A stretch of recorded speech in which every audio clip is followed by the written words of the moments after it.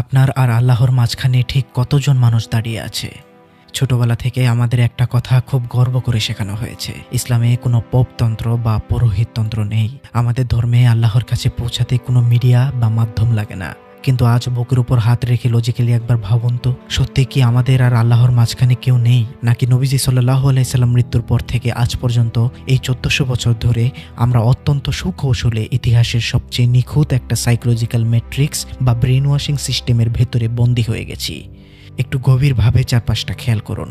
আমাদের সমাজে সাধারণ মানুষের মনে কোরআন নিয়ে একটা অদৃশ্য দেয়াল, একটা ভয় ঢুকিয়ে দেওয়া হয়েছে। যুগের পর যুগ ধরে আমাদের বোঝানো হয়েছে, দেখো বাপু, কোরআন খুব কঠিন একটা কিতাব, তুমি সাধারণ মানুষ, তুমি এটা বুঝবে না। তুমি নিজে কোরআন পড়ে ধর্ম বুঝতে গেলে পথভ্রষ্ট হয়ে যাবে। কোরআন বুঝতে হলে তোমার মুফতি লাগবে, আলেম লাগবে। কথাটা অনেকটাই সত্য, তবে এই কথাটার ভেতরে একটা বিরাট শুভঙ্করের ফাঁকি লুকিয়ে আছে। কোরআন নিজেই সূরা আল কামারে বারবার বলেছে, আমি কোরআনকে উপদেশ গ্রহণের জন্য সহজ করে দিয়েছি। অর্থাৎ একজন সাধারণ মানুষ কোরআন পড়ে আল্লাহর আদেশ নিষেধ, ন্যায় অন্যায়ের বেসিক হেদায়েত খুব সহজেই নিতে পারবে। কিন্তু কোরআনের গভীরে যে অসীম বিজ্ঞান আর দর্শন লুকিয়ে আছে, সেটা বোঝার জন্য কোরআন নিজেই সূরা আনকাবুতের 43 নম্বর আয়াতে একটা শর্ত জুড়ে দিয়েছেন। সূরা আনকাবুতের 43 নম্বর আয়াতে আল্লাহ তাআলা বলছেন, আর এসব দৃষ্টান্ত আমি মানুষের জন্য পেশ করি, আর জ্ঞানী লোকেরা ছাড়া কেউ তা বোঝে না। লক্ষ্য করুন, আল্লাহ বলেছেন জ্ঞানী, নলেজেবল। এখন প্রশ্ন হলো, এই জ্ঞানী আসলে কারা? কোরআনে যখন মানবদেহের ভ্রূণতত্ত্ব বা চিকিৎসার কথা আসে, তখন সেই আয়াতের আসল জ্ঞানী হলেন একজন ডক্টর বা চিকিৎসা বিজ্ঞানী। কোরআনে যখন মহাকাশ নিয়ে, যেমন মহাবিশ্বের সম্প্রসারণ বা বিগ ব্যাং এর কথা আসে, তখন সেই আয়াতের আসল জ্ঞানী হলেন একজন মহাকাশ বিজ্ঞানী। কোরআনে যখন মানুষের নফস বা আত্মার গভীরতা নিয়ে কথা বলা হয়, তখন সেই আয়াতের জ্ঞানী হলেন একজন সাইকোলজিস্ট বা মনোবিজ্ঞানী। আর কোরআনে যখন আইন বা বিচারের কথা আসে, তখন তার জ্ঞানী হলেন একজন লয়ার বা আইনজ্ঞ। অর্থাৎ কোরআনের চিকিৎসা বিজ্ঞান একজন ডক্টর ভালো বুঝবে, কোরআনের মহাকাশ বিজ্ঞান একজন মহাকাশ বিজ্ঞানী ভালো বুঝবে, কোরআনের মারিফত অর্থাৎ নফস বা আত্মার গভীরতা একজন সাইকোলজিস্ট বা মনোবিজ্ঞানী ভালো বুঝবে। তাহলে আমাদের এই প্রচলিত আলেম সমাজ বা স্কলাররা কোথায় পড়েন? ওনারাও অবশ্যই জ্ঞানী। ওনারা হয়তো কোরআনের তাত্ত্বিক জ্ঞান বা মাসালার বিষয়টা ভালো বুঝবেন। ওনারা এই বিশাল কোরআনিক ইউনিভার্সের একটা অংশ। কিন্তু ট্রেজেডিটা কোথায় জানেন? ইতিহাসের একটা পর্যায়ে এসে ধর্মের এই নির্দিষ্ট যাজক বা স্কলার শ্রেণী পুরো কোরআনটাকে নিজেকে একক পৈতৃক সম্পত্তি বা মনোপলি বানিয়ে ফেললো। তারা সমাজকে বোঝালো কোরআনের বিজ্ঞান, দর্শন, আইন সবকিছুর একমাত্র অথরিটি বা ডিলারশিপ শুধু তাদের, তারা ছাড়া আর কেউ কোরআন বুঝবে না। এর ভয়ঙ্কর রেজাল্টটা কি হলো? আমরা সাধারণ মানুষ ভয় পেয়ে গেলাম। আমরা কোরআন নিয়ে চিন্তা ভাবনা করাটাই ছেড়ে দিলাম। আমরা ধরে নিলাম কোরআন শুধু না বুঝে তেলাওয়াত করে সওয়াব কামানোর বই, আর মৃত মানুষের উপর বক্সে দেওয়ার বই। আমরা অত্যন্ত ভক্তি ভরে কোরআনকে রেশমি কাপড়ে পেঁচিয়ে ঘরের সবচেয়ে উঁচু তাকে তুলে রাখলাম। আর ঠিক এই কারণেই আমাদের সমাজ থেকে ইবনে সিনা বা আল খোয়ারিজমির মতো যুগান্তকারী চিন্তাবিদের জন্ম নেওয়া চিরতরে বন্ধ হয়ে গেল। কারণ তারা কোরআন পড়তেন জ্ঞান আর বিজ্ঞান অন্বেষণের জন্য। কিন্তু আমাদের ব্রেন ওয়াশ করে এমন এক সিস্টেমে বন্দী করা হলো, যেখানে আমাদের আকল বা চিন্তা করার ক্ষমতাটাই কেড়ে নেওয়া হলো। আমরা স্রষ্টার নিখুঁত কিতাব বাদ দিয়ে কিছু নির্দিষ্ট মানুষের ব্যাখ্যা আর ফতোয়াকে ধর্মের চূড়ান্ত মানদণ্ড বানিয়ে ফেললাম। কিন্তু আপনি কি জানেন, সাধারণ মানুষকে ধর্মের মূল কিতাব থেকে দূরে সরিয়ে পুরোহিতদের উপর অন্ধভাবে নির্ভরশীল করে ফেলার এই যে ব্রেন ওয়াশ সিস্টেম, এটা ইতিহাসে নতুন কিছু নয়। কোরআন এই ভয়ঙ্কর প্যাটার্নটার কথা আগেই বলে গেছে। পূর্ববর্তী প্রতিটি নবীর বিদায়ের পর ঠিক এই কাজটাই করা হয়েছিল। কিভাবে? কোরআনে এই ধর্ম হাইজেক হওয়ার ঠিক কিরকম প্যাটার্ন লুকিয়ে আছে? আসুন আজ আমরা কোরআনের মানদণ্ড দিয়েই এই ব্রেন ওয়াশিং ম্যাট্রিক্সের ব্যবচ্ছেদ করি। আজ আমরা কাউকে ছোট করার জন্য নয়, কাউকে আঘাত করার জন্য নয়, বরং নিজেদের বিবেকের আয়নায় একটা চরম এবং ভয়ঙ্কর সত্যকে দাঁড় করাবো। আমরা মুসলিমরা যখন বলি যে আমাদের ধর্ম 1400 বছর ধরে একদম নিখুঁত ট্র্যাকে আছে, আমাদের আকীদায় কোনো ভুল থাকতে পারে না, এতগুলো বছর ধরে এত বড় বড় স্কলাররা কি ভুল বুঝেছেন? তখন আসলে আমরা ইতিহাসের সবচেয়ে বড় সাইকোলজিক্যাল ইলিউশন বা মরিচিকার মধ্যে বাস করি। একটু শান্ত হয়ে লজিক্যালি ভাবুন তো, একটা গোটা জাতিকে, একটা পুরো জেনারেশনকে তাদের নবীর দেখানো মূল পথ থেকে ব্রেন ওয়াশ করে সরিয়ে দিতে ঠিক কতটা সময় লাগে? 1400 বছর, 1000 বছর, 500 বছর, নাকি 100 বছর? না, পবিত্র কুরআনের ইতিহাস বলছে একটা গোটা জাতিকে পথভ্রষ্ট করে শিরকের চরম সীমায় পৌঁছে দিতে মাত্র 40 দিন সময় লাগে। হ্যাঁ, মাত্র 40 দিন সময়ও যথেষ্ট। চলুন ইতিহাসের সবচেয়ে বড় ট্র্যাজেডিগুলোর একটি লজিক্যাল এবং সাইকোলজিক্যাল ব্যবচ্ছেদ করি। বনি ইসরায়েল। বনী ইসরায়েল সাধারণ কোনো জাতি ছিল না। এরা কোনো বই পড়ে বা ওয়াজ শুনে ঈমান আনেনি। এরা হলো সেই জাতি যারা চোখের সামনে ফেরাউনের মতো সুপার পাওয়ারকে পানিতে হাবুডুবু খেয়ে মরতে দেখেছে, যারা লোহিত সাগর বা নীলনদ দুই ভাগ হয়ে যাওয়ার সেই অলৌকিক দৃশ্য নিজেদের চোখে দেখেছে। তারা স্বচক্ষে দেখেছে কিভাবে আসমান থেকে মান্না আর সালুয়া নাজিল হয়, অর্থাৎ আল্লাহর অস্তিত্বের প্র্যাকটিক্যাল ডেমনস্ট্রেশন তারা দেখেছিল। মুসা আলাইহিস সালাম সাগর পার করে একটা নিরাপদ জায়গায় আনলেন। এরপর আল্লাহ মুসা আলাইহিস সালামকে তুর পাহাড়ে ডাকলেন কিতাব ও বিধান দেওয়ার জন্য। মুসা আলাইহিস সালাম তার ভাই আরেকজন নবী হারুন আলাইহিস সালামকে দায়িত্ব দিয়ে মাত্র 40 দিনের জন্য তুর পাহাড়ে গেলেন। মাত্র 40 দিন। একজন নবী মাত্র 40 দিনের জন্য তার জাতির চোখের আড়ালে গেছেন। আর এই 40 দিনের মধ্যে কি এমন ঘটলো যা পুরো ইতিহাসকে পাল্টে দিল? বনী ইসরায়েলদের মধ্যে সামিরি নামের একজন লোক ছিল। এই সামিরিকে আমরা অনেকেই চিনি না। সে কিন্তু কোনো সিংওয়ালা শয়তান ছিল না। সে ছিল সেই যুগের একজন স্কলার, একজন কারিগর বা একজন ইনফ্লুয়েন্সার টাইপের লোক। সে সাধারণ মানুষের মনস্তত্ত্ব বা ক্রাউড সাইকোলজি খুব ভালো করে বুঝতো। সে জানতো মানুষ মূলত অদৃশ্য কোনো বিধান বা আইন মেনে চলতে ভয় পায়। মানুষ এমন কিছু চায় যাকে সে দেখতে পারবে, ছুঁতে পারবে, যাকে অন্ধভাবে ভক্তি করতে পারবে। সামিরি মানুষের সোনাদানা আর অলংকার গলিয়ে একটা সোনার বাছুর তৈরি করলো। সেটার ভেতর এমন একটা মেকানিজম করলো যে বাতাস ঢুকলে তা থেকে অদ্ভুত একটা হাম্বা বা গোঙানির আওয়াজ হতো। এখন একটা ইন্টারেস্টিং পয়েন্ট খেয়াল করুন। সামিরি কিন্তু মানুষকে গিয়ে সরাসরি বলেনি যে তোমরা আল্লাহকে অস্বীকার করো, তোমরা নাস্তিক হয়ে যাও। শয়তান বা পথভ্রষ্টকারীরা সবসময় সরাসরি আল্লাহকে অস্বীকার করতে বলে না, বরং সে ধর্মের সাথে নিজের ইললজিক এবং মানুষের অন্ধভক্তিকে এমনভাবে মিক্স করে ফেললো যা সাধারণ মানুষের কাছে খুব লজিক্যাল মনে হলো। সূরা তহার 88 নম্বর আয়াতে আল্লাহ তাআলা বলছেন, তারপর সে তাদের জন্য একটা গো বাছরের প্রতিকৃতি বের করে আনলো যার ছিল আওয়াজ। তখন তারা বলল, এটাই তোমাদের ইলা এবং মুসারও ইলা, কিন্তু সে একথা ভুলে গেছে। কি অদ্ভুত লজিক!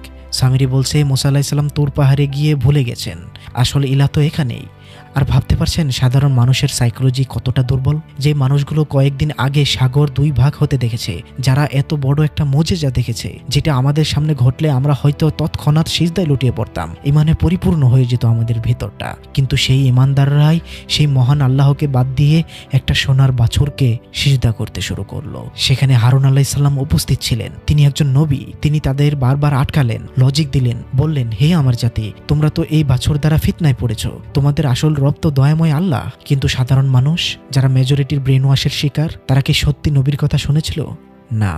সূরা তহার 91 নম্বর আয়াত আল্লাহ তাআলা বলছেন, তারা বলল, আমরা এর উপরেই অবিচল থাকবো যতক্ষণ না মুসা আমাদের কাছে ফিরে আসে। অর্থাৎ তারা সত্যকে চোখের সামনে দেখেও মেজরিটি আর সামিরির অন্ধভক্তি থেকে ফিরে আসতে পারল না। এবার এই ঘটনাকে একটা আয়না হিসেবে ব্যবহার করুন।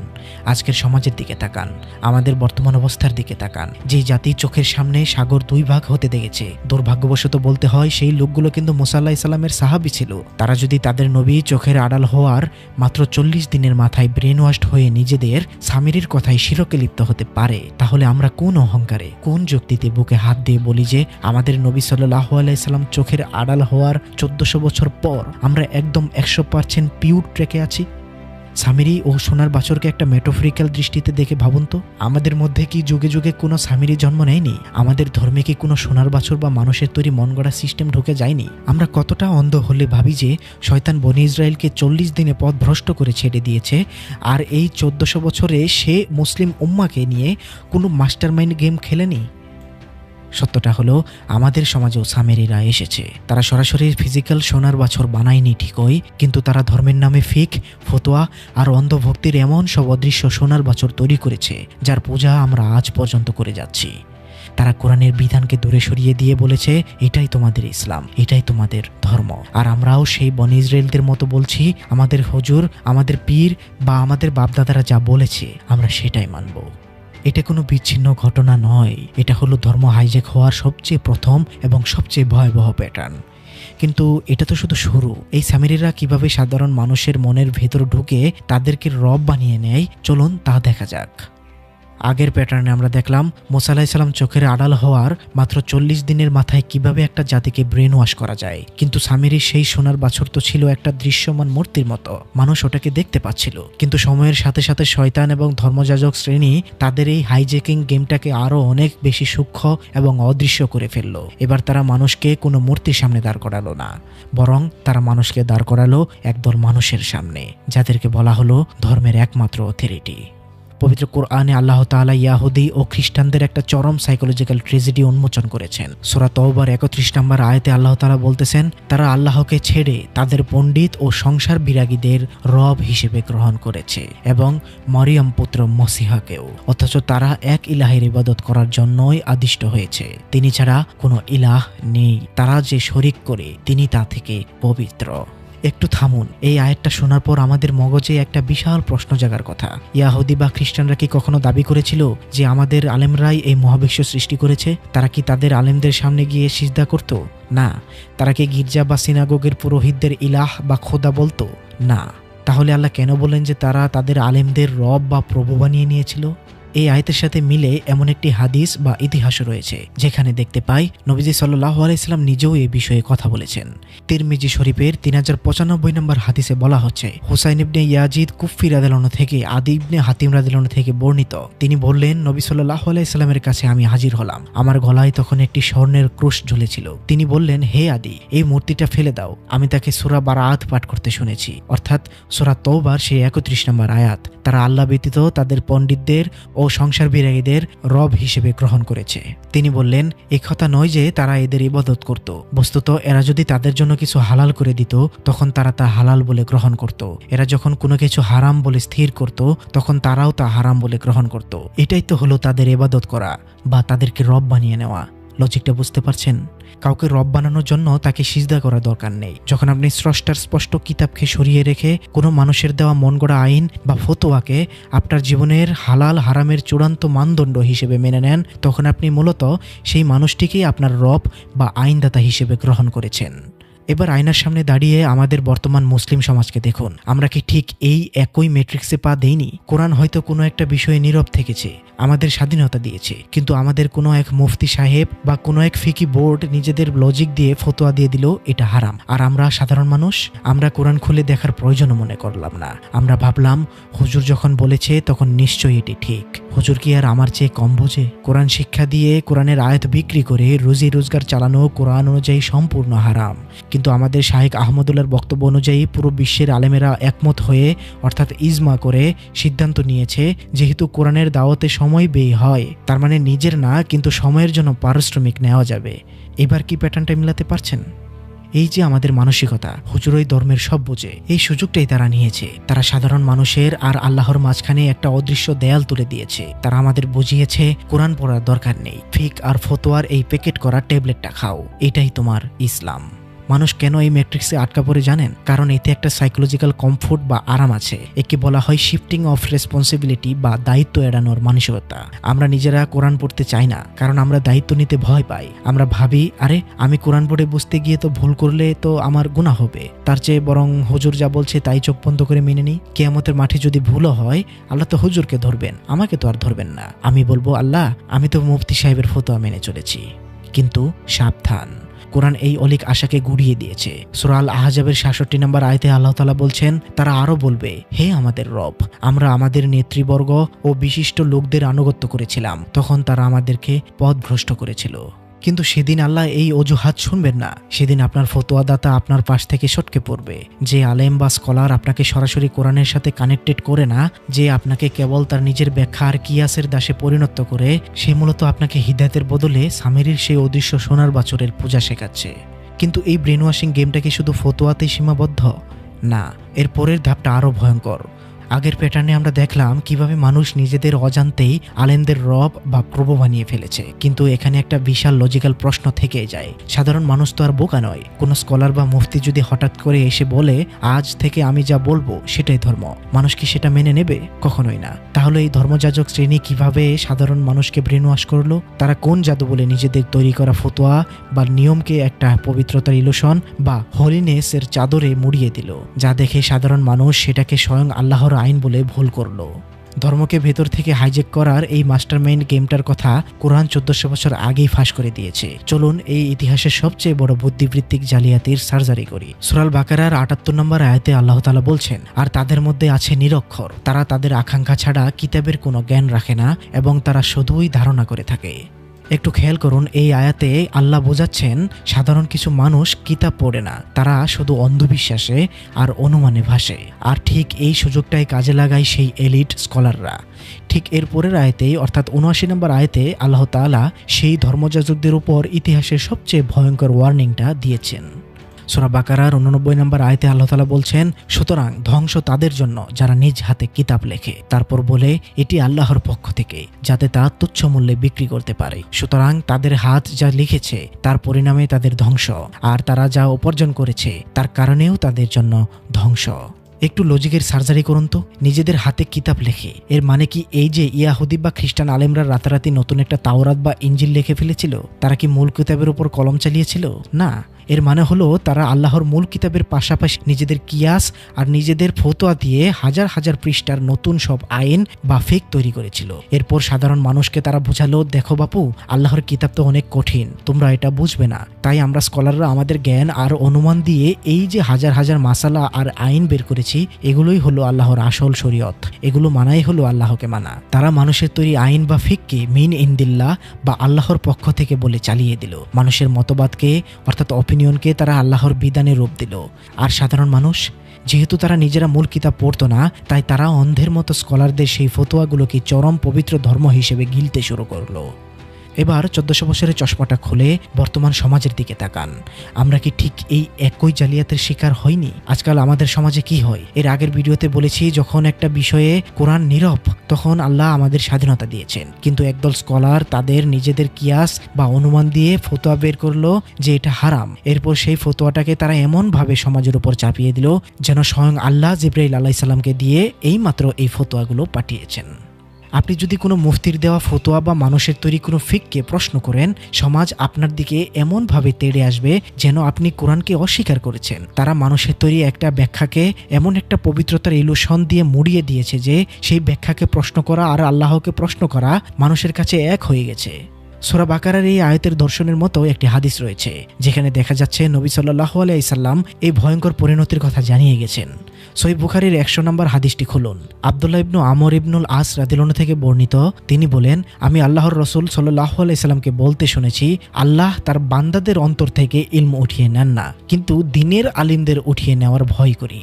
যখন কোনো আলিম অবশিষ্ট থাকবে না, তখন লোকেরা মূর্খদেরকে নেতা বানিয়ে নেবে। তাদের জিজ্ঞাসা করা হলে না জানলেও ফতোয়া প্রদান করবে, ফলে তারা নিজেরাও পথভ্রষ্ট হবে এবং অন্যকেও পথভ্রষ্ট করবে। লজিকটা মিলাতে পারছেন? আসল জ্ঞানী স্কলাররা কোরআনের সীমানায় থাকতেন, কিন্তু পরবর্তীতে যারা এলো তারা এই নিজেদের হাতে কিতাব লেখা বা নিজেদের ফতোয়া চাপিয়ে দেওয়ার খেলায় মেতে উঠল। তারা কোরআনের ওহীকে রিপ্লেস করে দিল মানুষের তৈরি কিয়াস আর অনুমান দিয়ে। আর সাধারণ মানুষ সূরা বাকারার ৭৮ নম্বর আয়াতের সেই নিরক্ষর বা অন্ধ অনুসারীদের মতো অলিক আশায় ভাসতে থাকলো। হুজুর যা বলেছেন নিশ্চয়ই তা কোরআন ঘেটেই বলেছেন, আমাদের আর যাচাই করার কি দরকার? চলুন এবার কোরআনের আরেকটি ভয়ঙ্কর প্যাটার্নটির পর্দা উন্মোচন করি। তার আগে বলে রাখি, সকল স্কলাররাই যে এমন তা কিন্তু না, কিন্তু আমি খণ্ডন করতেছি আপনাদের। আমি মনে করি দোষটা আমাদের এবং আপনাদের, যারা শুধু ভাইরাল হুজুরদের ওয়াজ শুনে তাদের তাকলিদ করি।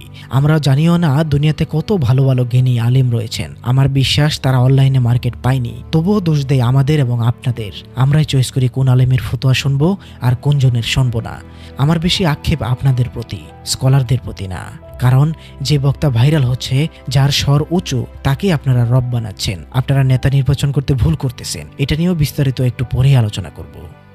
আগের প্যাটার্নে আমরা একটা বড় খটকা নিয়ে আলোচনা করলাম। স্কলাররা তো আর কোরআনের আয়াত মুছে দিয়ে নতুন আয়াত লিখতে পারে না, কারণ কোরআনের টেক্সট বা মূল আরবি শব্দগুলো স্বয়ং আল্লাহর পাহারায় সুরক্ষিত। তাহলে তারা নিজেদের তৈরি করা ফিক, মতবাদ বা কিয়াসকে কোরআনের ভেতরে ঢোকালো কিভাবে? তারা এই ইন্টেলেকচুয়াল জালিয়াতিটা করলো কোন কৌশলে?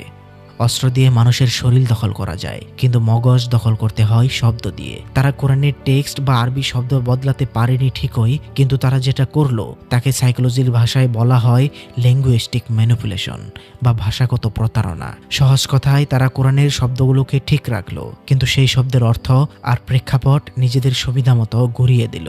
বিশ্বাস হচ্ছে না? ভাবছেন এত বড় জালিয়াতি আসলে কি সম্ভব? পবিত্র কোরআন এই মাস্টারমাইন্ড গেমটার কথাও 1400 বছর আগেই ফাঁস করে দিয়েছে। সূরা আলে ইমরানের 78 নম্বর আয়াতে আল্লাহ তাআলা বলছেন, তাদের মধ্যে একদল রয়েছে যারা নিজেদের জিহ্বা দ্বারা বিকৃত করে কিতাব পাঠ করে, যাতে তোমরা সেটা কিতাবের অংশ মনে করো, অথচ সেটি কিতাবের অংশ নয়। তারা বলে এটি আল্লাহর পক্ষ থেকে, অথচ তারা আল্লাহর পক্ষ থেকে নয়। আর তারা আল্লাহর উপর মিথ্যা বলে, অথচ তারা জানে। একটু লজিকের সার্জারি করুন তো। জিহ্বা দ্বারা বিকৃত করে উচ্চারণ করার মানে কি?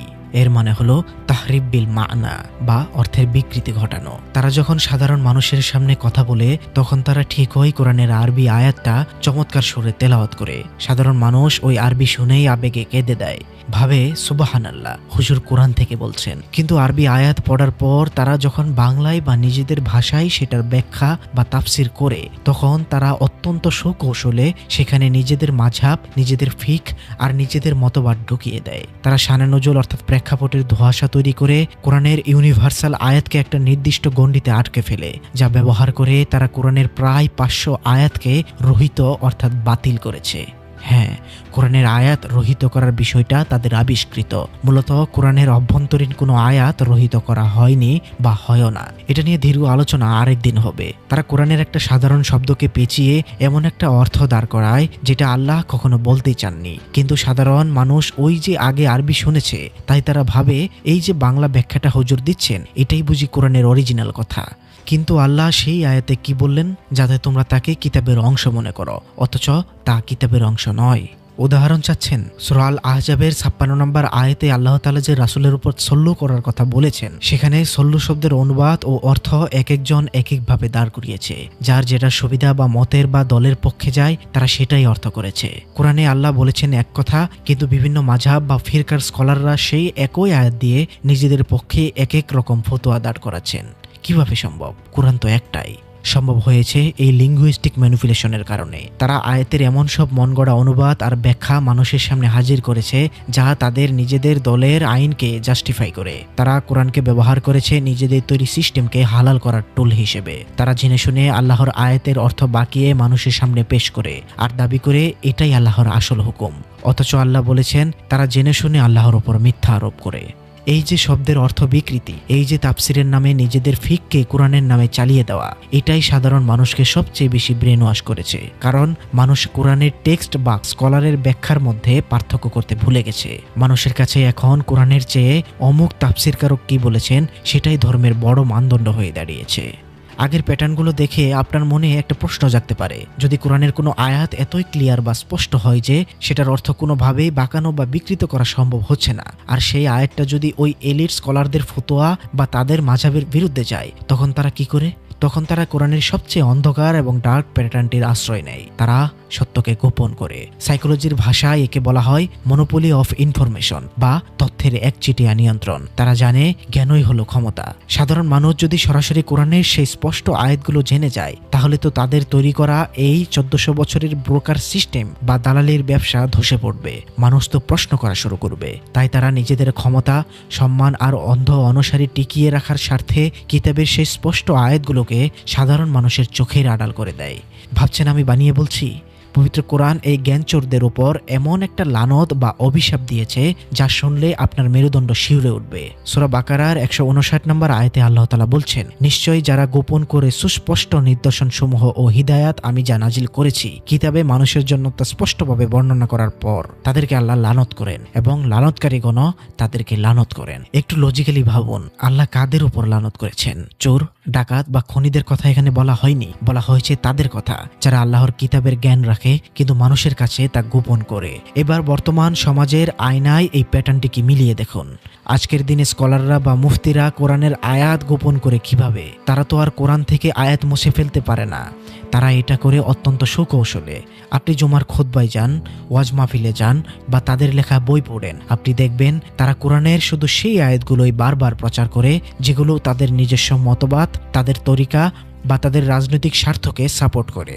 আর যে আয়াতগুলো তাদের সিস্টেমের বিরুদ্ধে যায়, সেই আয়াতগুলো নিয়ে তারা চরম নীরবতা পালন করে। তারা সিলেবাস থেকে সেগুলো গায়েব করে দেয়। আর যদি কোনো সাধারণ মানুষ কোরআন পড়ে সেই আয়াতটা বের করে তাদের সামনে নিয়ে যায়, তখন তারা আরেকটা ভয়ঙ্কর সাইকোলজিক্যাল ট্রিক্স ব্যবহার করে। তারা বলে, আরে ভাই, এই আয়াতের হুকুম তো মানসুখ বা রহিত হয়ে গেছে।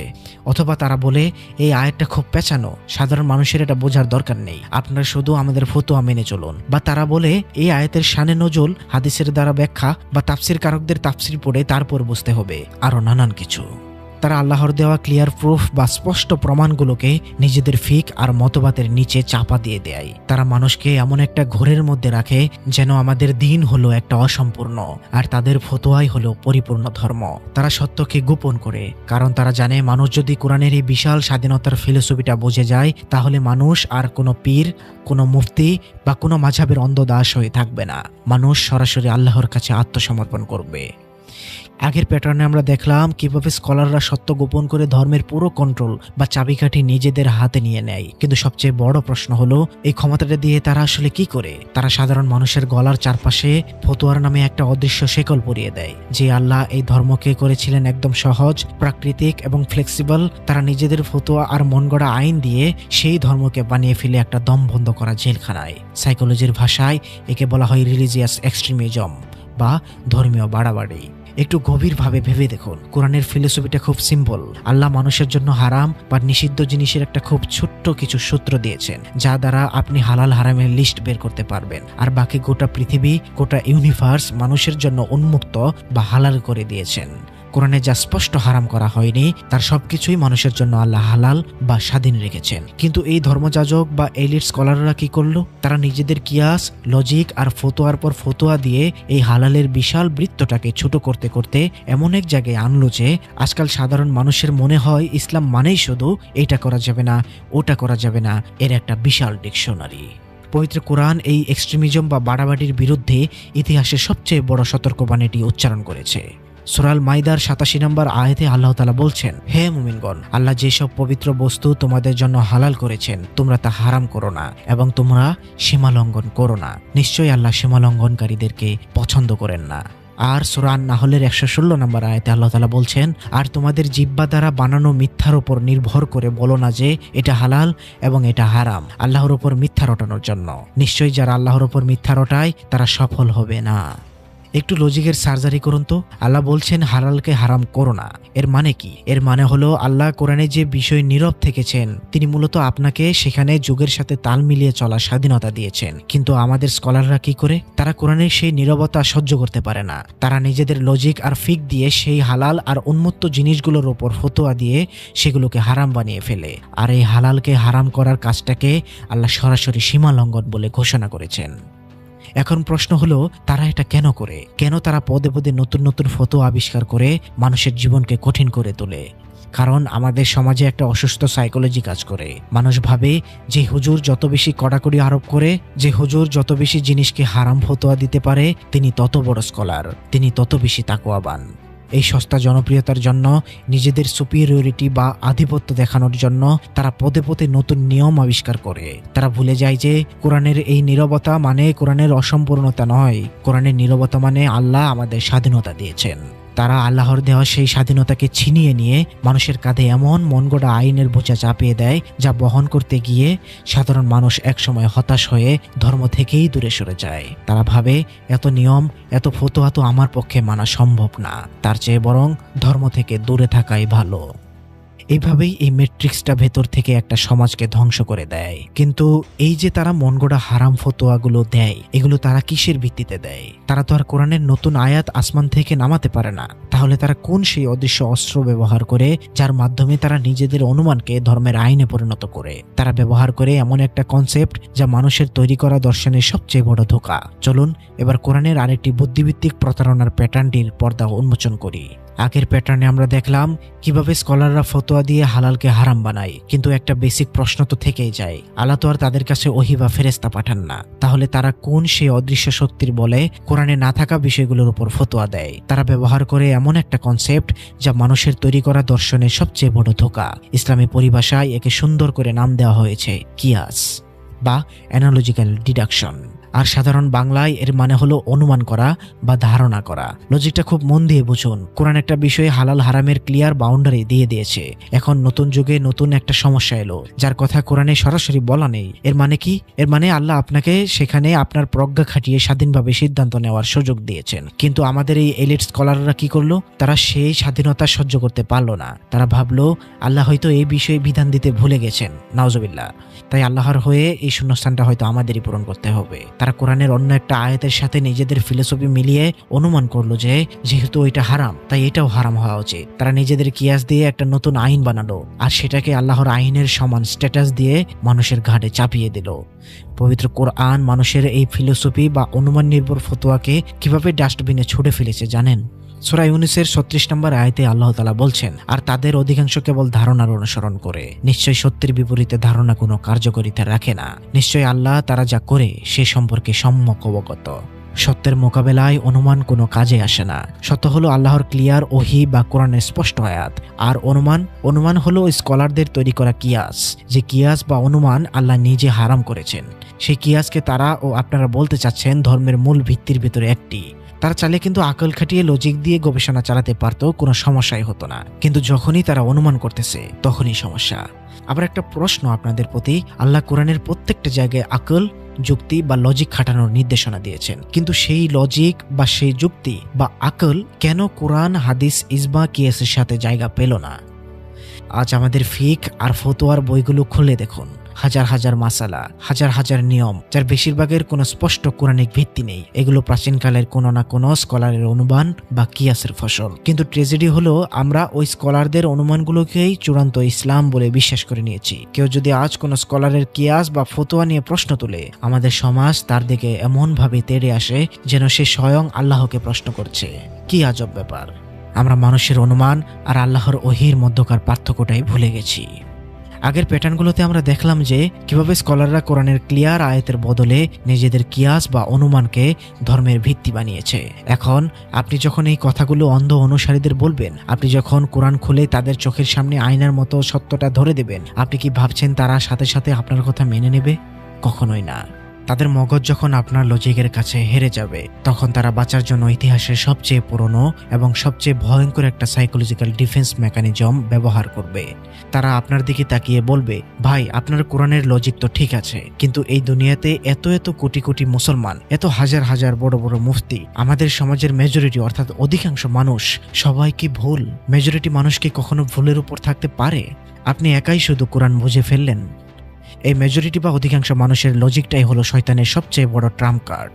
সাইকোলজির ভাষায় একে বলা হয় ব্যান্ডওয়াগন ফ্যালাসি বা আর্গুমেন্টাম অ্যাড পপুলাম, অর্থাৎ 10 জন যা বলেছে সেটাই সত্য। কিন্তু ধর্ম বা সত্য কি কখনো গণতান্ত্রিক নির্বাচন, যে ভোটের সংখ্যা বেশি হলেই সেটা সত্য হয়ে যাবে? চলুন পবিত্র কোরআন এই মেজরিটির ধোঁকা বা দা মেজরিটি ফ্যালাসিকে কিভাবে চুরমার করেছে তার সার্জারি করি। সূরা আনআমের 116 নম্বর আয়াতে আল্লাহ তাআলা বলছেন, আর যদি তুমি যারা জমিনে আছে তাদের অধিকাংশের আনুগত্য করো, তবে তারা তোমাকে আল্লাহর পথ থেকে বিচ্যুত করবে। তারা শুধু ধারণারই অনুসরণ করে এবং তারা শুধু অনুমানই করে। লজিকের কানেকশনটা মেলাতে পারছেন? আগের প্যাটার্নে আমরা কি দেখেছিলাম? স্কলাররা কিয়াস বা অনুমানের উপর ধর্ম বানিয়েছে। আর এই আয়াতে আল্লাহ কি বলছেন? আল্লাহ বলছেন পৃথিবীর মেজরিটি বা অধিকাংশ মানুষ সেই অনুমানেরই অনুসরণ করে। অর্থাৎ মেজরিটি মানুষ কখনো কোরআনের স্পষ্ট ওহীর উপর থাকে না। মেজরিটি মানুষ সবসময় ওই স্কলারদের তৈরি করা অনুমান, ফতোয়া আর কিয়াসের অন্ধ অনুসরণ করে। আর আপনি যদি ভাবেন যে যেহেতু সবাই এই ফতোয়া মানছে তাই আমিও মানি, তাহলে আল্লাহ গ্যারান্টি দিচ্ছেন যে এই মেজরিটি আপনাকে আল্লাহর পথ থেকে বিভ্রান্ত করে দেবে। এছাড়াও অধিকাংশদের ব্যাপারে আল্লাহ তাআলা অনেক জায়গায় বলেছেন। সূরা শুআরার 8 নম্বর আয়াতে আল্লাহ তাআলা বলেছেন অধিকাংশ লোক মুমিন নয়। সূরা আল ইসরার 89 নম্বর আয়াতে বলেছেন অধিকাংশ লোক কুফরি করে। সূরা আল হুদের 40 নম্বর আয়াতে বলেছেন অধিকাংশ লোক অবিশ্বাস করে। সূরা আল আনকাবুতের 24 নম্বর আয়াতে আল্লাহ তাআলা বলেছেন অধিকাংশ লোক চিন্তা করে না। সূরা আনামের 111 নম্বর আয়াতে বলেছেন অধিকাংশ লোকই অজ্ঞ। সূরা ইউসুফের 68 নম্বর আয়াতে আল্লাহ তাআলা বলেছেন অধিকাংশ লোক প্রকৃত ব্যাপারে অবগত নয়। সূরা ইউনূস 36 নম্বর আয়াতে আল্লাহ তাআলা বলেছেন অধিকাংশ লোক আন্দাজ ও অনুমানের উপর চলে। সূরা ফুরকানের 50 নম্বর আয়াতে আল্লাহ তাআলা বলেছেন অধিকাংশ লোক কৃতজ্ঞতা বাধ্যবাধকতা প্রকাশ করে না। সূরা মাইদার 59 নম্বর আয়াতে আল্লাহ তাআলা বলেছেন অধিকাংশ লোক অবাধ্য। সূরা মাইদার 103 নম্বর আয়াতে আল্লাহ তাআলা বলেছেন অধিকাংশ লোকই নির্বোধ। সূরা আরাফের 131 নম্বর আয়াতে বলেছেন অধিকাংশ লোকই জানে না। সূরা আনাম 37 নম্বর আয়াতে আল্লাহ তাআলা বলেছেন অধিকাংশ লোকই অবগত নয়। সূরা সাবার 36 নম্বর আয়াতে আল্লাহ তাআলা বলেছেন অধিকাংশ লোক বুঝে না। সূরা মুমিনুনের 59 নম্বর আয়াতে বলেছেন অধিকাংশ লোক ঈমান আনে না। সূরা ইউসুফের 106 নম্বর আয়াতে বলেছেন অধিকাংশ লোক আল্লাহকে বিশ্বাস করা সত্ত্বেও মুশরিক। সূরা আনামের 103 নম্বর আয়াতে বলেছেন অধিকাংশ লোক জ্ঞানহীন। সূরা আম্বিয়া 24 নম্বর আয়াতে বলেছেন অধিকাংশ লোক মুখ ফিরিয়ে নেয়। সূরা আনফাল 21 নম্বর আয়াতে বলেছেন অধিকাংশ লোক শোনে না। সূরা হুদের 17 নম্বর আয়াতে বলেছেন অধিকাংশ লোক বিশ্বাস করে না। আর সূরা ইউসুফের 103 নম্বর আয়াতে আল্লাহ তাআলা বলেছেন তুমি যতই প্রবল আগ্রহ নিয়ে চাও না কেন অধিকাংশ লোক ঈমান আনবে না। এরূপ একাধিক আয়াতের শেষে আল্লাহ তাআলা অসংখ্যবার অধিকাংশদের ব্যাপারে বলেছেন। আজ আমাদের তথাকথিত স্কলাররা গর্ব করে বলে অমুক বিষয়ে জমহুর অর্থাৎ অধিকাংশ উলামার মত হলো এটা, তাই এটা মানতে হবে। তারা কোরআনের স্পষ্ট আয়াতকে পাশ কাটিয়ে জমহুর বা মেজরিটির মতবাদকে ধর্মের চূড়ান্ত দলিল বানিয়ে ফেলেছে, যেটা হলো ইজমা। কিন্তু কোরআনের ফিলোসফি হলো সত্য কখনো মানুষের সংখ্যা দিয়ে মাপা হয় না, সত্য মাপা হয় কোরআনের মানদণ্ড দিয়ে। আপনি যদি সত্যের উপর থাকেন আর গোটা দুনিয়া যদি আপনার বিপক্ষে থাকে, তবুও কোরআনের মানদণ্ডে আপনি একাই একটা উম্মাহ বা একটা জাতি। আগের প্যাটার্নে আমরা দেখলাম মেজরিটি বা অধিকাংশের দোহাই দিয়ে কোরআনকে পাশ কাটানো যায় না, কিন্তু মানুষের সাইকোলজি বড় অদ্ভুত। যখন মানুষ সব লজিক শেষ হয়ে যায় তখন মেজরিটির অহংকার ভেঙে চুরমার হয়ে যায়। তখন মানুষ বাঁচার জন্য সবচেয়ে ইমোশনাল এবং সবচেয়ে ডার্ক একটা কার্ড খেলে। আপনি যখন কাউকে কোরআন দিয়ে এই ব্রেন ওয়াশিং সিস্টেমটার কথা বুঝাবেন, তখন আমাদের সমাজের অন্ধ অনুসারীরা আপনার দিকে খুব অসহায় কিন্তু রাগী দৃষ্টিতে তাকাবে। তারা আপনাকে বলবে, আচ্ছা ভাই মানলাম মেজরিটি ভুল হতে পারে, কিন্তু আমাদের বাপদাদারা 1400 বছর ধরে আমাদের পূর্বপুরুষদের এত বড় বড় আলেমেরা, এত মুফতিরা সবাই কি ভুল করেছে? তারা কি ইসলাম বুঝেনি? আপনি কি আমাদের বাপদাদার ধর্মকে, আমাদের 1000 বছরের ট্রেডিশনকে বাতিল করে দিতে চান? এই যে বাপদাদার ট্রেডিশন বা 1400 বছরের পুরনো অন্ধভক্তি, এই ট্র্যাপটা থেকে মানুষকে বের করা সবচেয়ে কঠিন, কারণ এখানে মানুষের ইগো, ইমোশন একসাথে কাজ করে। কিন্তু আপনি কি জানেন এই যে লজিকটা আমাদের বাপদাদারা যা করেছে সেটাই ঠিক, এই লজিকটা ইতিহাসে প্রথম কারা ব্যবহার করেছিল? এই হুবহু সেম লজিকটা ব্যবহার করেছিল আবু জেহেল আর আবু লাহাব। এই একই লজিক ব্যবহার করেছিল নূহ আলাইহিস সালামের কওম, ইব্রাহিম আলাইহিস সালামের কওম। যখনই কোনো সত্য নবী এসে তাদেরকে মানুষের তৈরি করা সিস্টেম থেকে বের করে সরাসরি আল্লাহর ওহির দিকে ডাকতেন, তারা কি বলতো? তারা বলতো আমাদের বাপ দাদারা, আমাদের পূর্বপুরুষের আলেমেরা যা করেছে আমরা তো তার বাইরে যাব না। আসুন পবিত্র কোরআন এই বাপদাদার সাইকোলজি বা অন্ধ অনুকরণকে কিভাবে চুরমার করে দিয়েছে তার ব্যবচ্ছেদ করি। সূরা লুকমানের 21 নম্বর আয়াতে আল্লাহ তাআলা বলছেন, আর যখন তাদেরকে বলা হয় আল্লাহ যা নাজিল করেছেন তোমরা তার অনুসরণ করো, তখন তারা বলে বরং আমরা তার অনুসরণ করব যার উপর আমাদের পিতৃপুরুষদেরকে পেয়েছি। শয়তান তাদেরকে প্রজ্বলিত আযাবের দিকে আহ্বান করলেও কি তারা পিতৃপুরুষদের অনুসরণ করবে? শুধু তাই নয়, সূরা আল বাকারার 170 নম্বর আয়াতে আল্লাহ তাআলা আবার বলছেন, আর যখন তাদেরকে বলা হয় তোমরা অনুসরণ করো যা আল্লাহ নাজিল করেছেন, তারা বলে বরং আমরা অনুসরণ করব আমাদের পিতৃপুরুষদেরকে যার উপর পেয়েছি। যদি তাদের পিতৃপুরুষরা কিছু না বুঝে এবং হিদায়াতপ্রাপ্ত না হয় তাহলেও কি? এই আয়াতগুলো শুধু মক্কার কাফিরদের জন্য নাজিল করা হয়নি। কোরআন কোনো রূপকথার গল্পের বই নয়, এটা হলো মহাকালের সবচেয়ে বড় সাইকোলজিক্যাল মিরর বা আয়না। আল্লাহ এই আয়াতগুলো দিয়ে কিয়ামত পর্যন্ত আমাদের ওয়ার্নিং দিয়েছেন যে সত্য কখনোই বাপদাদার ট্রেডিশন বা প্রাচীন স্কলারদের বয়স দিয়ে মাপা যায় না। আমরা মুসলিমরা একটা কমফোর্ট জোন বা স্বস্তির জায়গায় থাকতে পছন্দ করি। আমরা স্রোতের বিপরীতে একা দাঁড়াতে ভয় পাই। আমরা ভাবি বাপদাদারা যেটা করে এসেছে সেটাই নিরাপদ। কিন্তু আমাদের সবচেয়ে বড় ট্র্যাজেডিটা হলো আমরা ওহী বা কোরআনকে রিপ্লেস করে দিয়েছি রিওয়াত অর্থাৎ হাদিস, ফিক আর রেওয়াজ অর্থাৎ বাপদাদার প্রথা দিয়ে। আমরা এমন এক ম্যাট্রিক্সে আটকা পড়েছি যেখানে কোরআনের একটা পরিষ্কার আয়াতের চেয়ে কোনো এক প্রাচীন স্কলারদের ফতোয়া বা বাপদাদার রীতিনীতি আমাদের কাছে বেশি গ্রহণযোগ্য মনে হয়। ভাই ও বোনেরা, আগের 9টি প্যাটার্নে আমরা দেখলাম কিভাবে একটা জাতিকে কোরআন থেকে সরিয়ে আলেমদের ফতোয়া, অনুমান আর বাপদাদার প্রথার অন্ধ দাস বানানো হয়। কিন্তু যখন একটি জাতি আল্লাহর ইউনিভার্সাল বা সার্বজনীন কিতাবকে দূরে সরিয়ে রেখে মানুষের তৈরি করা ফিক আর মতবাদকে ধর্মের মানদণ্ড বানিয়ে ফেলে, তখন সেই জাতির চূড়ান্ত পরিণতি কি হয় জানেন? তখন তারা কোরআনের দশম এবং সবচেয়ে ধ্বংসাত্মক প্যাটার্নে গিয়ে পৌঁছায়। তারা আর একটা উম্মাহ বা অখণ্ড জাতি থাকে না, তারা শত শত টুকরোয়, শত শত মাযহাব আর ফিরকায় ভাগ হয়ে যায়। একটু লজিক দিয়ে ভাবুন তো, কোরআন একটাই, আল্লাহ একক, আমাদের নবী একজন, তাহলে আজ আমাদের সমাজ এতগুলো টুকরোয় বিভক্ত কেন? কেউ সুন্নি, কেউ শিয়া, কেউ হানাফি, কেউ শাফিঈ, কেউ সালাফি, কেউ সুফি, কেউ আহলে কোরআন, কেউ আহলে হাদিস। এত এত দল, এত এত তরিকা কোথা থেকে এলো? এগুলো কি আসমান থেকে নাজিল হয়েছে? এগুলো তৈরি হয়েছে কারণ মানুষ কোরআনকে মানদণ্ড না বানিয়ে ওই এলিট স্কলারদের কিয়াস আর অনুমানকে মানদণ্ড বানিয়েছে। আর যেহেতু দুজন মানুষের চিন্তাধারা বা অনুমান করা এক হয় না, তাই তাদের তৈরি করা ফতোয়া আর ফিকগুলো এক হয়নি। ফলশ্রুতিতে কি হলো? যে যার প্রিয় স্কলারের ফতোয়া অনুযায়ী আলাদা আলাদা দল বানিয়ে ফেললো। কোরআনের এই সাইকোলজিক্যাল ট্র্যাজেডির কথা আল্লাহ 1400 বছর আগেই বলে দিয়েছেন। সূরা রুমের 32 নম্বর আয়াতে আল্লাহ তাআলা বলছেন, যারা নিজেদের দিনকে বিভক্ত করেছে এবং যারা বিভিন্ন দলে বিভক্ত হয়েছে তাদের অন্তর্ভুক্ত হয়েও না। প্রত্যেক দলই নিজেদের যা আছে তা নিয়ে আনন্দিত। কি ভয়ঙ্কর নিখুঁত সাইকোলজিক্যাল অ্যানালাইসিস। আজ আপনি যে কোনো মাযহাব বা ফিরকার মানুষের কাছে যান, হানাফি ভাবছে সেই জান্নাতি, সালাফি ভাবছে শুধু সেই জান্নাতি, সুফি ভাবছে তার তরিকায় আসল। প্রত্যেকেই নিজেদের স্কলারদের ফিক আর ফতোয়া নিয়ে আত্মতুষ্ট। তারা নিজেদের দলের বাইরে সবাইকে বাতিল বা পথভ্রষ্ট মনে করে। সূরা আল আনামের 159 নম্বর আয়াতে আল্লাহ তাআলা বলছেন, নিশ্চয় যারা তাদের দিনকে বিচ্ছিন্ন করেছে এবং দলে উপদলে বিভক্ত হয়েছে তাদের কোনো ব্যাপারে তোমার কোনো দায়িত্ব নেই, তাদের বিষয়টি তো আল্লাহর নিকট।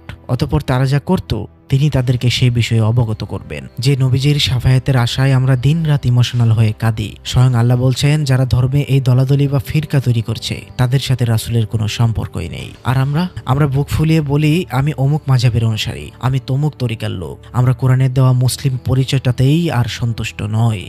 মূলত পৃথিবীর সবাই একমত হতে হবে এটা কম্পালসারি না, সবাই একমত হবেও না। মূলত আমার একটা থিওরি হলো, আমি মনে করি ঐক্যবদ্ধ ও ঐক্যমত দুটো আলাদা বিষয়। কোরআনের ফিলোসফি হলো ঐক্যবদ্ধ থাকা এবং নিজেরা পরামর্শ করে চলা। এটার সবচেয়ে বড় উদাহরণ হলো, আপনি চিন্তা করলে দেখবেন নিজের আপন ভাই তার ভাইয়ের সাথে একমত হয় না, নিজের বাবা মা ছেলে নিজেরা নিজেদের সাথে পুরোপুরি একমত হতে পারে না। এটাই স্বাভাবিক। আল্লাহ যখন বলে মুসলিমের ভাই, তার মানে নিজের ভাইয়ের সাথে যেমন হাজার দ্বিমত থাকলেও নিজেরা ঐক্যবদ্ধ থাকে, বাইরের অন্য কেউ এসে আমার ভাইয়ের কোনো ক্ষতি করতে পারবে না, আমার মতের সাথে নাই মিলুক, কিন্তু সে আমার ভাই বলে আমরা যেমন ঐক্যবদ্ধ থাকি, এটাই মুখ্য বিষয়। এটাই হলো সেই রিলিজিয়াস ম্যাট্রিক্স। 40 দিনের ট্র্যাজেডি থেকে শুরু করে ধর্মযাজকদের রব বানানো, হালালকে হারাম করা, বাপদাদার অন্ধ অনুকরণ এবং সবশেষে এই ফিরকা বা দলাদলি, এইসব কোরআনিক প্যাটার্ন দিয়ে একটা জ্যান্ত জাগ্রত জাতিকে গত 1400 বছর ধরে ঘুম পাড়িয়ে রাখা হয়েছে।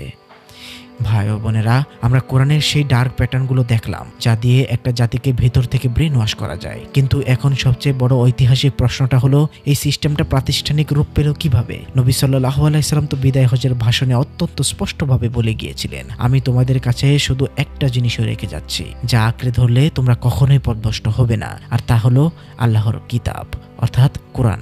ও আপনাদের কাছে তো এই হাদিসটাও লুকিয়ে রাখা হয়েছে, আগে হাদিসটা দেখাই চলুন। সুনানে আবু দাউদের 1903 নম্বর হাদিসে বিদায় হজের ভাষণ সম্বন্ধে বলা আছে। হাদিসটিতে বলা হচ্ছে, নবী সাল্লাল্লাহু আলাইহি সাল্লাম বিদায় হজের ভাষণে বলেছেন, আমি তোমাদের মধ্যে একটা বিশেষ বস্তু রেখে যাচ্ছি, আমার পরে যদি তোমরা তা মজবুতভাবে ধারণ করো তবে তোমরা কখনো গোমরা হবে না, আর তা হলো আল্লাহর কিতাব। এটা উল্লেখ করা সুনানে আবু দাউদের 1903 নম্বর হাদিসে। আবার সহিহ মুসলিমের 821 নম্বর হাদিসে বলা হচ্ছে, আমি তোমাদের মাঝে এমন এক জিনিস রেখে যাচ্ছি যা দৃঢ়ভাবে আঁকড়ে ধরে থাকলে তোমরা পথভ্রষ্ট হবে না, তা হচ্ছে আল্লাহর কিতাব। চিন্তা করে দেখুন, প্রচলিতভাবে আমরা জানি যে নবী সাল্লাল্লাহু আলাইহি সাল্লাম নাকি আমাদের জন্য দুটি জিনিস রেখে গিয়েছে, তা হলো কোরআন ও সুন্নাহ।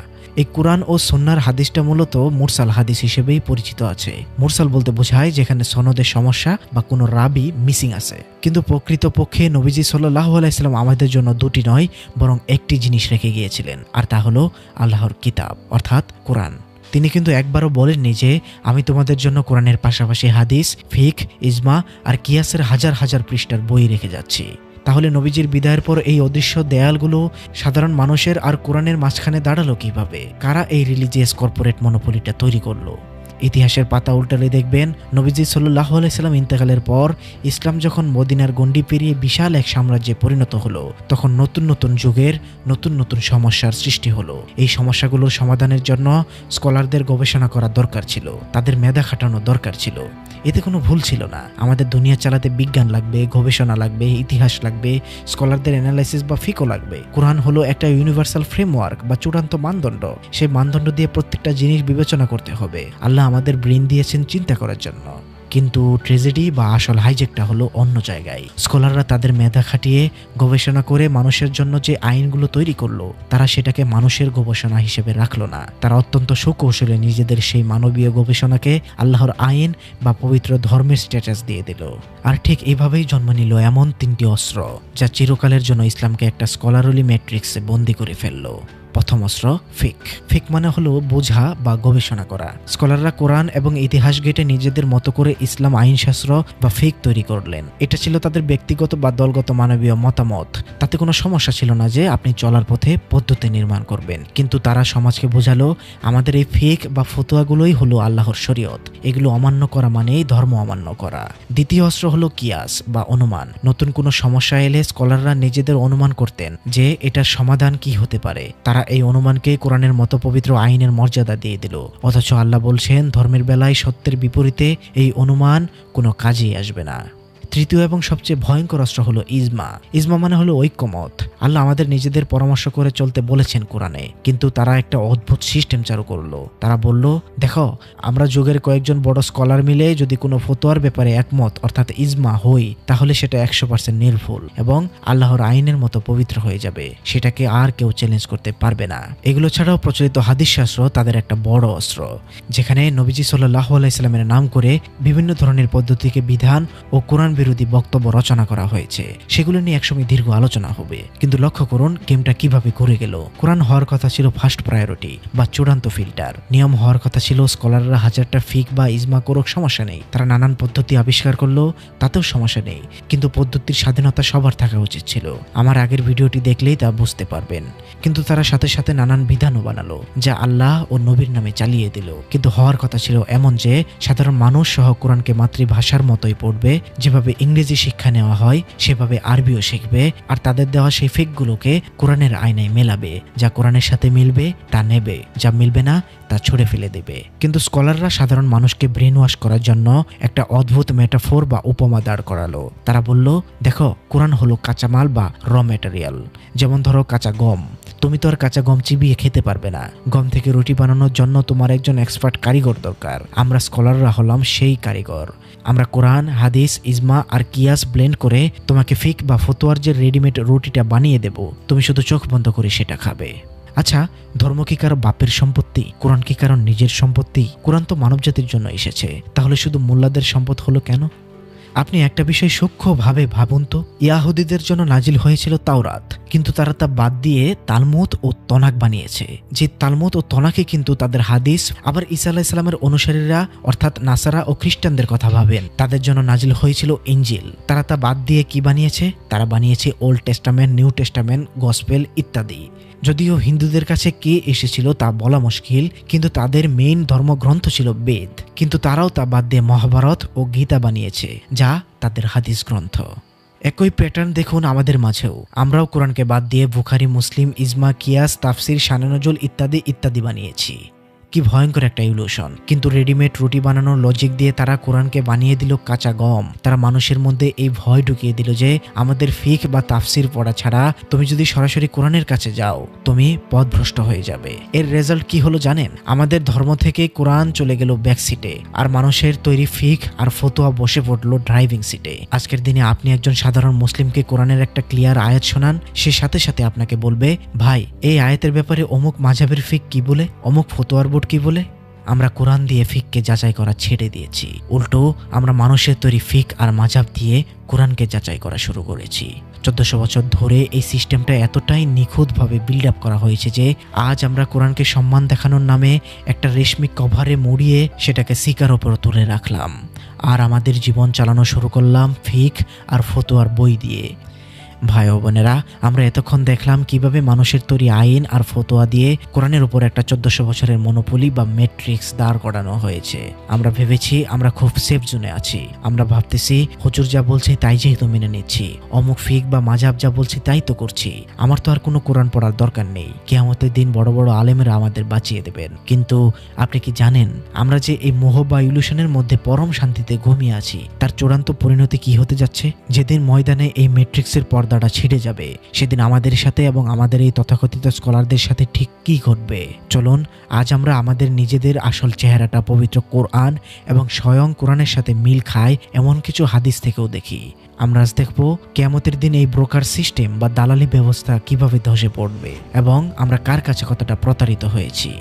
আপনি আজ ভাবছেন আপনি ধার্মিক, আপনি ভাবছেন আপনি ইসলাম পালন করছেন, কিন্তু আয়নার সামনে দাঁড়িয়ে একবার নিজেকে প্রশ্ন করুন তো, আপনার সেই ইসলাম কি কোরআনের মানদণ্ডে ইসলাম, নাকি মানুষের তৈরি করা কিছু প্রথা আর অভ্যাসের সমষ্টি?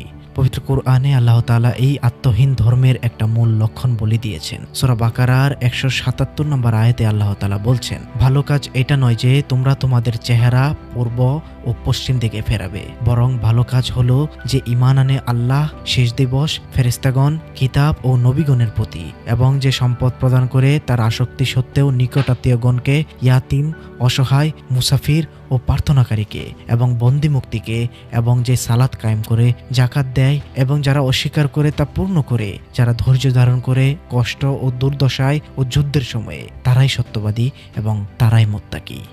অর্থাৎ আল্লাহ তাআলা বলছেন শুধু বাহ্যিক রিচুয়াল বা নিয়ম পালন করাটাই ধর্ম নয়। কিন্তু আমাদের এই 1400 বছরের ব্রেন ওয়াশিং সিস্টেমে কি হয়েছে, আমাদের আলেম সমাজ আমাদের শিখিয়েছে যে টুপি কতটুকু উঁচু হবে, প্যান্ট কতটুকু উপরে উঠবে, কিংবা কোন ফিক অনুযায়ী আপনি হাত পাতবেন, এটাই হলো ধর্মের মূল।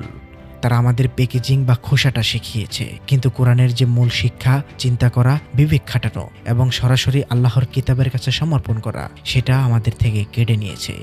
এই যে ধর্মের একটা বাহ্যিক খোলস তৈরি হওয়া আর তার ভেতর থেকে কোরআনের শিক্ষা উধাও হয়ে যাওয়া, এটাই হলো আত্মহীন ধর্ম। আমি একটা জিনিস জোর দিয়ে বলতে পারি, যে হাদিস শাস্ত্রকে পুঁজি করে প্রচলিত ধর্ম যাজকদের ব্যবসা, সেই হাদিসই তারা ভালো করে মানে না। আপনারা যারা হাদিসকে কোরআনের মতো আরেকটা ওহি কিন্তু ওহিয়া গাইরে মাত্র হিসেবে মানছেন, তারাও হাদিস শাস্ত্র কোনোদিন পড়েনও না, মানেনও না, শুধু ডিফেন্স করেন। কারণ সেই হাদিস শাস্ত্রে বলা হচ্ছে, মিশকাত শরীফের 276 নম্বর হাদিসটি যদি পড়ুন, সেখানে দেখতে পারবেন বলা হচ্ছে, হযরত আলী রাদিয়াল্লাহু আনহু হতে বর্ণিত, তিনি বলেন, রাসূলুল্লাহ সাল্লাল্লাহু আলাইহি সাল্লাম ইরশাদ করেছেন, অচিরেই মানুষের জন্য এমন এক যুগ আসবে যখন ইসলামের নাম ছাড়া কিছুই অবশিষ্ট থাকবে না, কোরআন পাকের অক্ষর ছাড়া কিছুই অবশিষ্ট থাকবে না। একটু ভাবুন, কোরআনের শুধু অক্ষর বাকি থাকার মানে কি? এর মানে হলো আমরা কোরআন খুব সুন্দর করে ছাপাবো, গিলাফে পেঁচিয়ে রাখবো, সুর করে পড়বো, কিন্তু জীবনের ফার্স্ট প্রায়োরিটি বা ফয়সালা দেওয়ার মানদণ্ড হিসেবে কোরআনকে আমাদের মগজ থেকে ডিলিট করে দেব। সূরা মুহাম্মদের 24 নম্বর আয়াতের মতো আল্লাহ কোরআনে বারবার বলেছেন, তবে কি তারা কোরআন নিয়ে গভীর চিন্তা ভাবনা করে না, নাকি তাদের অন্তরসমূহে তালা রয়েছে? আমাদের সমাজ আর সেই তালা লাগা সমাজে পরিণত হয়েছে। আমরা কোরআন পড়ি সওয়াব কামানোর জন্য, কিন্তু জীবন চালানোর নিয়ম খুঁজি মানুষের লেখা ফিক আর ফতোয়ার বইতে। আমাদের এই সমাজের তথাকথিত ধার্মিকতার সবচেয়ে বড় প্রমাণ কি? আমাদের মসজিদগুলো আজ টাইলস, এসিতে চকচক করছে, কিন্তু সেই মসজিদগুলোতে কি কোরআনের সেই বিপ্লবী দর্শন আলোচনা হয় যা মানুষকে মুক্ত করে? হাদিসের পরের অংশে ঠিক এটাই বলা হচ্ছে, তাদের মসজিদগুলি আবাদ থাকবে, অথচ তা হবে হেদায়েত শূন্য। কেন হেদায়েত শূন্য হবে? কারণ সেই মসজিদগুলো এখন কোনো এক নির্দিষ্ট মাযহাব বা ফিরকার দখলে, যেখানে কোরআনের আয়াতের চেয়ে বড় হয়ে দাঁড়িয়েছে কোনো এক বড় হুজুরের কিয়াস বা অনুমান। আমরা আল্লাহকে বাদ দিয়ে আমাদের সেই তথাকথিত স্কলারদের রব বানিয়ে নিয়েছি। আল্লাহ সূরা তওবার 31 নম্বর আয়াতে ইয়াহুদি খ্রিস্টানদের সম্পর্কে যা বলেছিলেন, তারা তাদের আলেমদের রব বানিয়ে নিয়েছে। সেই একই ম্যাট্রিক্সে আজ আমরাও বন্দী। এজন্য হাদিসটির শেষ অংশে নবীজি সাল্লাল্লাহু আলাইহি সাল্লাম বলতেছেন, তাদের আলিমরা হবে আসমানের নিচের সবচেয়ে খারাপ লোক, তাদের দ্বারাই ফিতনা প্রকাশ পাবে, তারপর সেই ফিতনা তাদের উপরই পতিত হবে। অর্থাৎ নবীজি সাল্লাল্লাহু আলাইহি সাল্লাম অত্যন্ত কড়া ভাষায় এই ব্যবস্থার কারিগরদের চিহ্নিত করেছেন। তিনি বলেছিলেন, তাদের আলেমরা হবে আসমানের নিচে সবচেয়ে নিকৃষ্ট প্রাণী, তাদের থেকেই ফিতনা বের হবে এবং তাদের দিকে ফিরে যাবে। কেন তিনি নিকৃষ্ট বা খারাপ বললেন? কারণ তারা মানুষের আর আল্লাহর মাঝখানে দালালি শুরু করেছে। তারা সাধারণ মানুষকে শিখিয়েছে, কোরআন তুমি বুঝবে না, তুমি আমাদের ফতোয়া শোনো। তারা আল্লাহর আলোকে মানুষের তৈরি দেয়াল দিয়ে ঢেকে দিয়েছে। এই যে সিস্টেমটা, যেখানে কোরআন হয়ে গেছে শুধু বরকতের বই আর মানুষের কথা হয়ে গেছে ধর্মের আইন, এটাই হলো সেই আত্মহীন ধর্ম যা আমাদের ধ্বংসের দিকে নিয়ে যাচ্ছে। আমরা ভাবছি আমরা খুব নিরাপদ, কারণ আমাদের পাশে আমাদের পীর বা মুফতি সাহেব আছেন। আমরা ভাবছি কিয়ামতের দিন ওনারাই আমাদের উদ্ধার করবেন, কিন্তু আপনি কি জানেন কিয়ামতের সেই ভয়াবহ দিনে আপনার এই তথাকথিত উদ্ধারকারীরা আপনার সাথে কি জঘন্য বিট্রেয়াল বা প্রতারণা করবে? তারা কি সেদিন আপনাকে চিনতে পারবে, নাকি আপনার সাথে সব সম্পর্ক ছিন্ন করে আপনাকে একাই সেই আগুনের মুখে ফেলে দেবে। চলুন এবার ভিডিওর ভয়াবহ এবং রুদ্ধশ্বাস অংশে যাই, যেখানে আমরা দেখব কিয়ামতের ময়দানে এই ব্রোকার সিস্টেম বা দালালির চূড়ান্ত পরিণতি কি। আমরা আমাদের এই 1400 বছরের ম্যাট্রিক্সে নিজেদের খুব সেফ মনে করি। আমাদের মনে একটা গভীর সাইকোলজিক্যাল স্বস্তি আছে। আমরা ভাবি আমি যদি ভুলও করি, আমার হুজুর বা আমার মাযহাবের ইমাম তো অনেক বড় জ্ঞানী, কিয়ামতের দিন আল্লাহ যদি আমাকে ধরেন আমি ওনাদের দোহাই দেব, ওনারাই আমার হয়ে ফাইট করবেন। কিন্তু আপনি কি একবারও কোরআন খুলে দেখেছেন যে যেদিন এইসব মানুষের তৈরি সিস্টেম বা ম্যাট্রিক্স ধসে পড়বে, সেদিন আপনার এই তথাকথিত ত্রাণকর্তারা আপনার সাথে কি করবে? পবিত্র কুরআনের সূরা আল বাকারার 166 নম্বর আয়াতে আল্লাহ তাআলা কি বলছেন? যখন যাদেরকে অনুসরণ করা হয়েছে তারা অনুসারীদের থেকে আলাদা হয়ে যাবে এবং তারা আযাব দেখতে পাবে আর তাদের সব সম্পর্ক ছিন্ন হয়ে যাবে। লজিকটা বুঝতে পারছেন? সেদিন আপনার সেই বড় মুফতি, সেই পীর বা সেই নেতা যার একটা কথাকে আপনি কোরআনের আয়াতের উপর স্থান দিয়েছিলেন, তিনি আপনাকে চিনতেই অস্বীকার করবেন। তিনি বলবেন, আল্লাহ আমি কি ওকে আমার পেছনে অন্ধ হয়ে ছুটতে বলেছিলাম? আমি তো শুধু আমার মতামত দিয়েছিলাম। ওকে তো আপনি বিবেক দিয়েছিলেন, আপনি তো সরাসরি ওর কাছে কোরআন পাঠিয়েছিলেন। ও কেন আপনার কিতাব বাদ দিয়ে আমার অনুমানের দাসে পরিণত হয়েছিল? তখন আপনাদের অবস্থা কি হবে জানেন? যারা আজ ভাবছেন বড় বড় আলেমরা কি ভুল করতে পারে, সেদিন আপনারা আক্ষেপে ফেটে পড়বেন। কারণ পরের আয়াতে আল্লাহ তাআলা বলছেন, আর যারা অনুসরণ করেছে তারা বলবে যদি আমাদের ফিরে যাওয়ার সুযোগ হতো তাহলে আমরা তাদের থেকে আলাদা হয়ে যেতাম, যেভাবে তারা আলাদা হয়ে গিয়েছে। এভাবে আল্লাহ তাদেরকে তাদের আমলসমূহ দেখাবেন তাদের জন্য আক্ষেপ স্বরূপ, আর তারা আগুন থেকে বের হতে পারবে না। কিন্তু সেদিন আর কোনো রিস্টার্ট বাটন থাকবে না। আল্লাহ বলছেন এভাবেই তিনি আমাদের আমলগুলোকে তাদের জন্য আক্ষেপ বা দীর্ঘশ্বাস হিসেবে দেখাবেন। কিন্তু মানুষ কেন এই ম্যাট্রিক্সে আটকা পড়ে? কারণ মানুষের ভেতরে একটা রেসপন্সিবিলিটি ডিনায়াল বা দায়িত্ব এড়ানোর প্রবণতা আছে। আমরা নিজেরা কোরআন পড়ে সিদ্ধান্ত নিতে ভয় পাই। আমরা ভাবি অন্যের উপর দোষ চাপিয়ে দেওয়া সহজ, কিন্তু কোরআন এই অলিক আশাকে চুরমার করে দিয়েছে। সূরা আল আহজাবের 66 নম্বর আয়াতে আল্লাহ তাআলা বলছেন, তারা আরো বলবে, হে আমাদের রব, আমরা আমাদের নেতৃবর্গ ও বিশিষ্ট লোকদের আনুগত্য করেছিলাম, তখন তারা আমাদেরকে পথভ্রষ্ট করেছিল। খেয়াল করুন, আপনি আল্লাহর কাছে অভিযোগ করবেন যে আপনার নেতারা আপনাকে পথভ্রষ্ট করেছে, কিন্তু আল্লাহ কি সেই অজুহাত গ্রহণ করবেন? আল্লাহ কি আপনাকে সূরা আল ইসরা 36 নম্বর আয়াতে বলেননি, আর যে বিষয় তোমার জানা নাই তার অনুসরণ করো না, নিশ্চয়ই কান, চোখ ও অন্তঃকরণ এদের প্রতিটি ব্যাপারে সে জিজ্ঞাসিত হবে? আল্লাহ কি সূরা ইউনূসের 36 নম্বর আয়াতে বলেননি, আর তাদের অধিকাংশ কেবল ধারণার অনুসরণ করে, নিশ্চয়ই সত্যের বিপরীতে ধারণা কোনো কার্যকারিতা রাখে না, নিশ্চয়ই আল্লাহ তারা যা করে সেই সম্পর্কে সম্যক অবগত। নবীজি সাল্লাল্লাহু আলাইহি ওয়াসাল্লাম এই অন্ধত্বের পরিণাম সম্পর্কে আমাদের একদম পরিষ্কার করে গেছেন। তিনি আমাদের জন্য কোনো পীরতন্ত্র বা মাযহাবতন্ত্র রেখে যাননি। তার নামে যেসব হাদিস যখনই কোরআনের সাথে মিলবে তখনই তা সত্য হওয়ার সম্ভাবনা থাকবে। কিন্তু আমরা কি করেছি? আমরা নবীজির সেই নাম ব্যবহার করে তার রেখে যাওয়া কোরআনকেই জীবনের সেকেন্ডারি অপশন বানিয়ে ফেলেছি। কিয়ামতের দিন আপনি যখন একা দাঁড়িয়ে থাকবেন, তখন আপনার মাযহাব বা আপনার ফিরকার হাজার হাজার বই আপনার কোনো কাজে আসবে না। সেদিন আপনার ফয়সালা হবে একটাই পাল্লাই। আপনি কি আল্লাহর কিতাবকে আপনার জীবনের ফার্স্ট প্রায়োরিটি বানিয়েছিলেন, নাকি আপনি সামেরির সেই অদৃশ্য সোনার বাছুর অর্থাৎ মানুষের তৈরি ফতোয়ার পূজা করেছিলেন?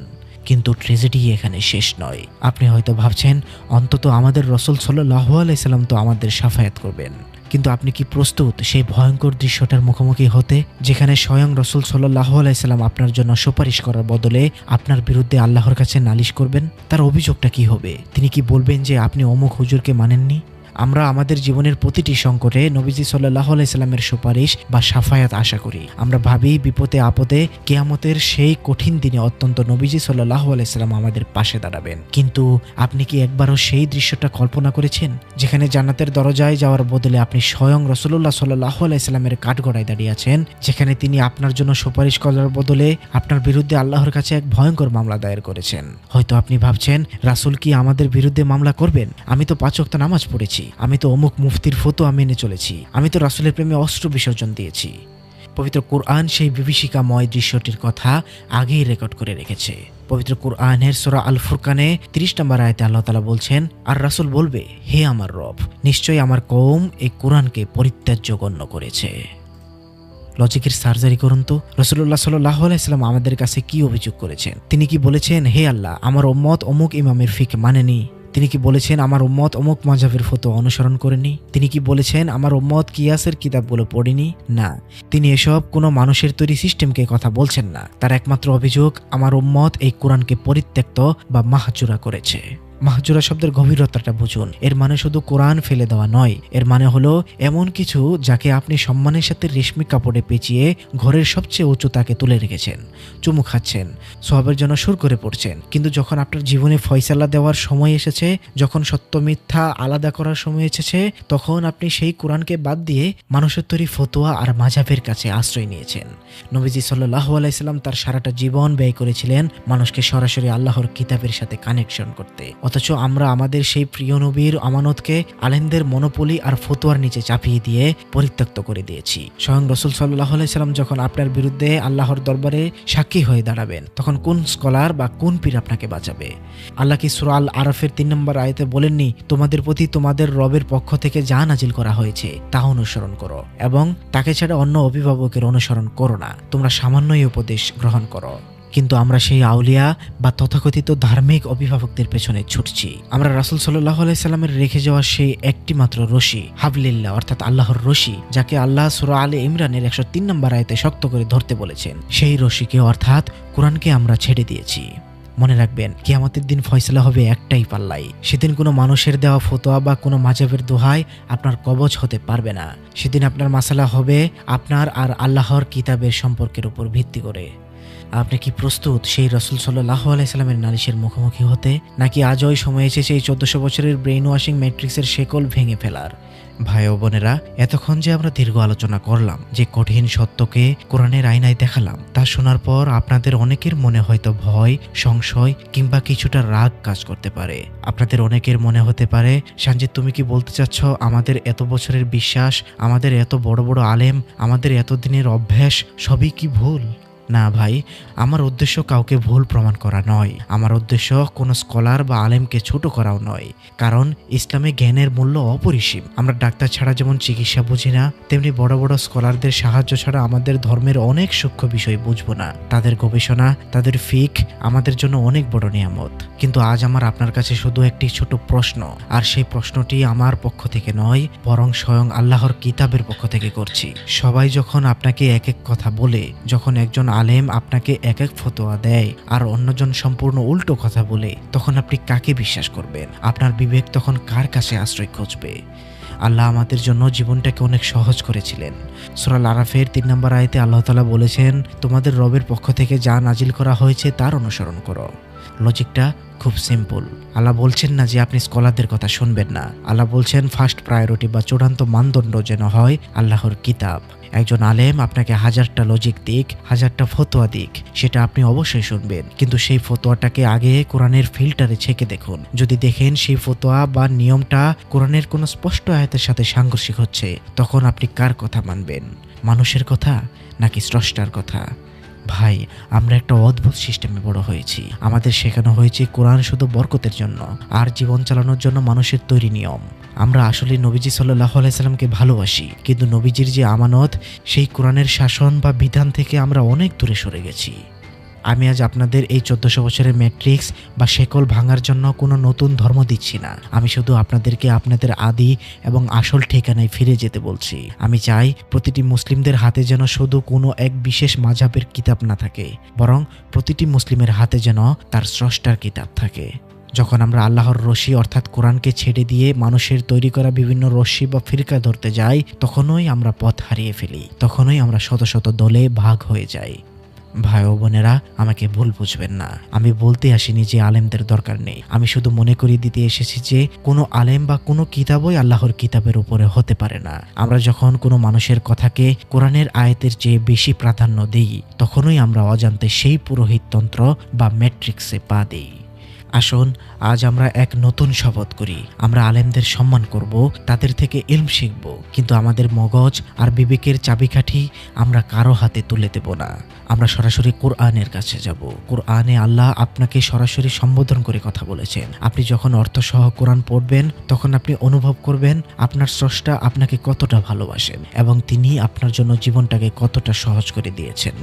আমার আজকের এই আলোচনার উদ্দেশ্য ছিল আপনার বিবেকের দরজায় একটা টোকা দেওয়া। আপনি যদি মনে করেন আমার এই প্রতিটি কথা কোরআনের আয়াতের সাথে মিলে যাচ্ছে, তবে সেই সত্যকে গ্রহণ করার সাহস সঞ্চয় করুন। আর যদি মনে করেন আমি ভুল বলেছি, তবে আপনিও কোরআনের মানদণ্ড দিয়েই আমার কথার বিচার করুন। কারণ দিন শেষে আমার বা আপনার কোনো স্কলারের ফয়সালায় পৃথিবী চলবে না। পৃথিবী চলবে এবং আমাদের বিচার হবে সেই মানদণ্ড দিয়ে যা আল্লাহ আমাদের জন্য নাজিল করেছেন। রাসূল সাল্লাল্লাহু আলাইহি সাল্লাম যে কোরআনকে মাহজুরা বা পরিত্যক্ত হওয়ার আক্ষেপ করেছিলেন, আসুন আমরা আমাদের জীবন দিয়ে সেই আক্ষেপ ঘুচিয়ে দিই। আসুন কোরআনকে আমাদের জীবনের ফার্স্ট প্রায়োরিটি বানাই, আমাদের মূল ফুরকান বানাই। ব্রেন ওয়াশড হবেন না, সিস্টেমের দাস হবেন না, সরাসরি আল্লাহর কিতাবের সাথে যুক্ত হন। ধর্মের নামে অধর্মের গোলকধাঁধা থেকে বেরিয়ে আসার এটাই একমাত্র পথ। সবাইকে সালামুন আলাইকুম।